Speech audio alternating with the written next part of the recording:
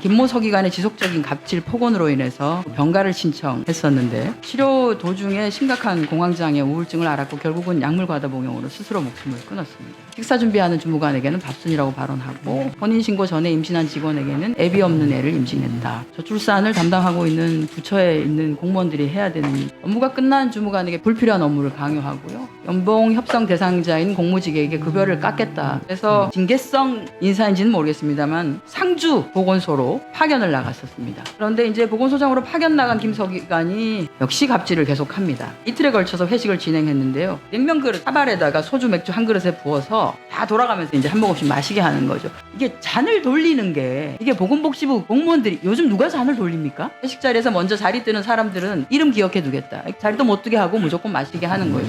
보건소 직원에게 개인 차량 세차를 지시를 합니다. 견디다 못한 상주시 공무원 노조에서 보건복지부에 제발 이 사람 좀 다시 데리고 가라라고 복귀를 굉장히 조용하게 시켰습니다. 보건복지부가 인천 공항에 있는 코로나19 중수본 임시재택격리시설 운영지원반으로 복지부에서는 징계성 인사라고 했습니다.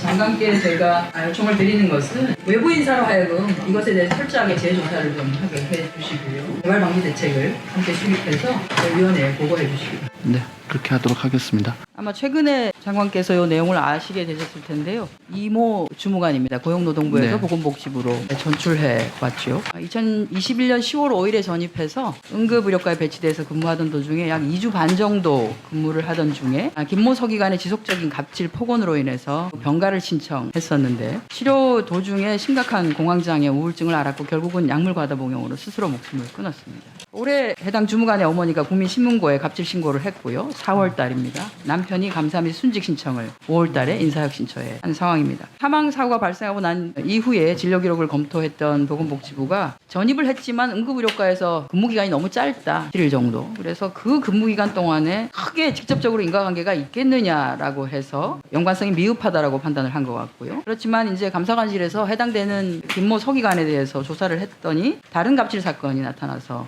이제 징계 요청을 시작한 내용이죠. 김모 서기관에 대한 갑질 사례가 보건복지부 안에서 이런 일이 있었습니다. 식사 준비하는 주무관에게는 밥순이라고 발언하고 혼인신고 전에 임신한 직원에게는 애비 없는 애를 임신했다. 저출산을 담당하고 있는 부처에 있는 공무원들이 해야 되는 어떤 아이도 다 보호하겠다고 해놓고 이런 식으로 발언하는 게 좀 맞는지는 잘 모르겠습니다. 업무가 끝난 주무관에게 불필요한 업무를 강요하고요. 연봉 협상 대상자인 공무직에게 급여를 깎겠다. 서기관에게 이런 권한이 주어집니까? 갑질을 정확하게 행했다고 하는 게 보건복지부 감사관실 조사에서 나왔고요. 그래서 징계가 아닌 징계성 인사인지는 모르겠습니다만 2022년에 상주 보건소로 22년 7월 달에 파견을 나갔었습니다. 그런데 이제 보건소장으로 파견 나간 김 서기관이 수십 명의 보건소 직원을 대상으로도 역시 갑질을 계속합니다. 2022년 8월 10일하고 11일 이틀에 걸쳐서 회식을 진행했는데요. 냉면 그릇 사발에다가 소주 맥주 한 그릇에 부어서 다 돌아가면서 이제 한 모금씩 마시게 하는 거죠. 이게 잔을 돌리는 게 이게 보건복지부 공무원들이 요즘 누가 잔을 돌립니까? 돌리지 않습니다.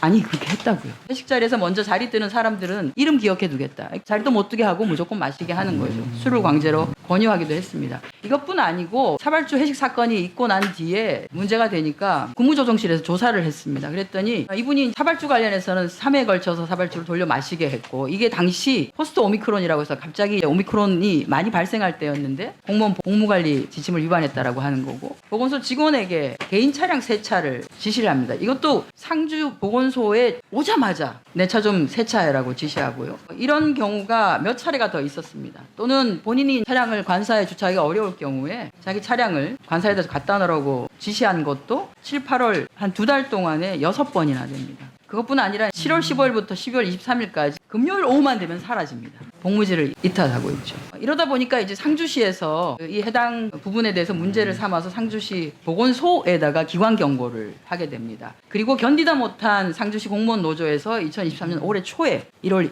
11일입니다.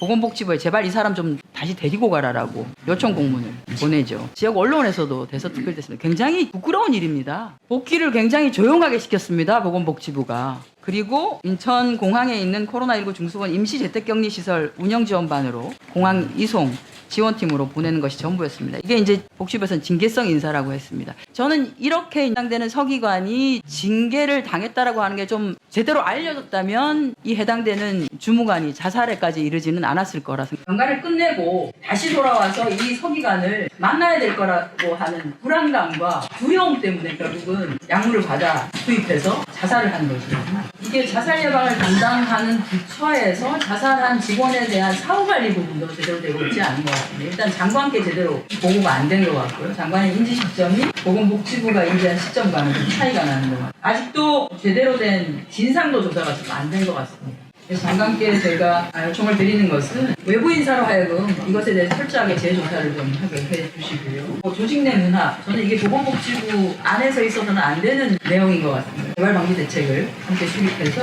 위원회에 보고해 주시기. 네, 그렇게 하도록 하겠습니다. 굉장히 좀 유족이나 굉장히 죄송스럽게 생각을 하고 이 건은 철저하게 조사를 해가지고 반드시 책임을 묻고 저희 내부 문화도 개선하는 계기로 삼겠습니다.